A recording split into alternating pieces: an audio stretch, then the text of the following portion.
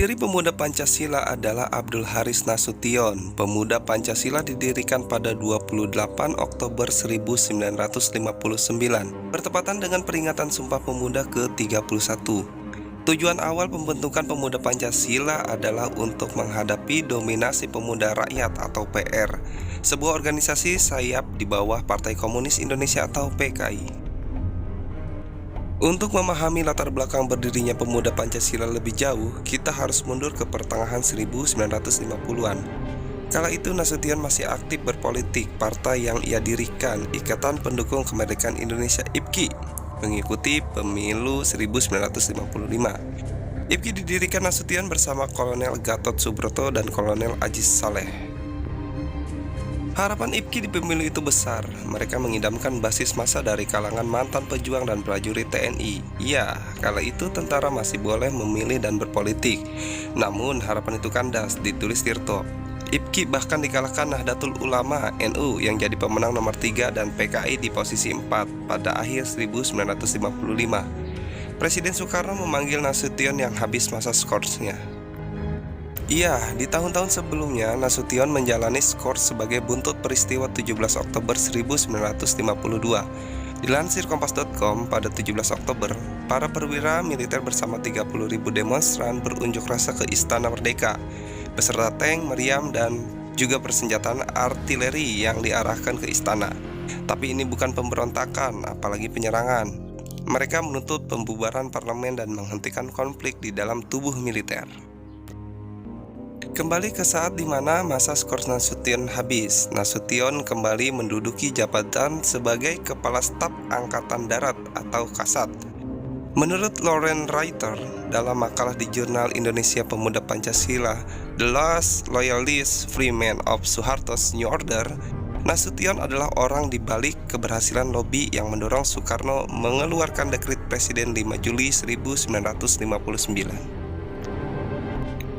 Dekret itu berdampak pada sejumlah hal seperti perubahan bentuk pemerintahan dari sistem parlementer menjadi sistem presidensial, menghapus konstituante dan DPR hasil pemilu 1955, membentuk DPR GR, menghapus Perdana Menteri, mengganti UUDS 1950 dengan Undang-Undang Dasar 1945 sebagai dasar negara, hingga meningkatkan kekuasaan Soekarno dan memulai Dwi Fungsi ABRI. Pada masa itu PKI sedang kuat-kuatnya. Kekuatan itu bertambah ketika Pemuda Rakyat didirikan sebagai organisasi pemuda PKI.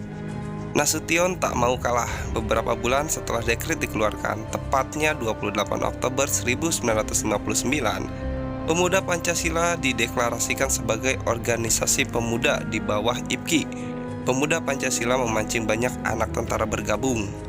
Perkembangan keorganisasian Pemuda Pancasila, nama Pemuda Pancasila mulai berkibar memasuki tahun 1965, tepatnya dalam peristiwa G30S. Ulf Sandhausen dalam Politik Militer Indonesia 1945 sampai 1967 mengisahkan pembantaian yang dilakukan Pemuda Pancasila bersama Soksi yang dikontrol tentara, juga kelompok Islam dan Kristen di Sumatera Utara. Sasaran mereka adalah orang-orang dengan cap komunis. Ian Douglas Wilson dalam Politik Jatah Preman, Ormas dan Kuasa Jalanan di Indonesia Pasca Orde Baru menjelaskan kebesaran Pemuda Pancasila pada masa Orde Baru. Pemuda Pancasila tak terganggu, bahkan di sepanjang periode ketika operasi penembakan misterius Petrus berjalan, hampir tak ada anggota, jika tak ingin disebut preman, Pemuda Pancasila yang tersentuh. Kebesaran Pemuda Pancasila memancing lebih banyak orang untuk masuk. Rata-rata dari mereka adalah krimen. Semuanya tertarik mengenakan setelan loreng oranye, seragam kebesaran Pemuda Pancasila. Citra Pemuda Pancasila saat itu memang menarik. Mereka mengamankan persepsi sebagai organisasi nasionalis yang disokong tentara. Di masa Orde Baru, Pemuda Pancasila mengembangkan 3 prinsip: otot, omong, dan otak. Makna di balik itu, Pemuda Pancasila ingin anggota-anggotanya tak cuma kuat dan berani pasang fisik, tapi juga pandai bicara dan berpikiran cerdik serta pandai. Dikutip dari Jurnal Pemuda Pancasila dan Rejim Represif Orde Baru karya Abdul Arif, tiga prinsip itu jadi makna dari warna loreng oranye seragam pemuda Pancasila, menggantikan seragam yang semula jingga polos menjadi loreng oranye. Pemuda Pancasila ingin menonjolkan tiga kekuatan itu. Sistem lambang lain dari Pemuda Pancasila adalah logo yang terdiri dari bintang, rantai, pohon, banteng, serta padi dan kapas.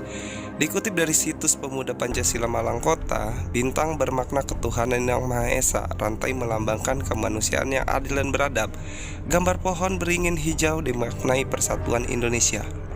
Simbol-simbol dalam logo Pemuda Pancasila dimaknai sebagai unsur-unsur Pancasila, termasuk kepala banteng yang melambangkan kerakyatan yang dipimpin oleh hikmat kebijaksanaan dalam permusyawaratan perwakilan, juga padi dan kapas yang mempresentasikan keadilan sosial bagi seluruh rakyat Indonesia.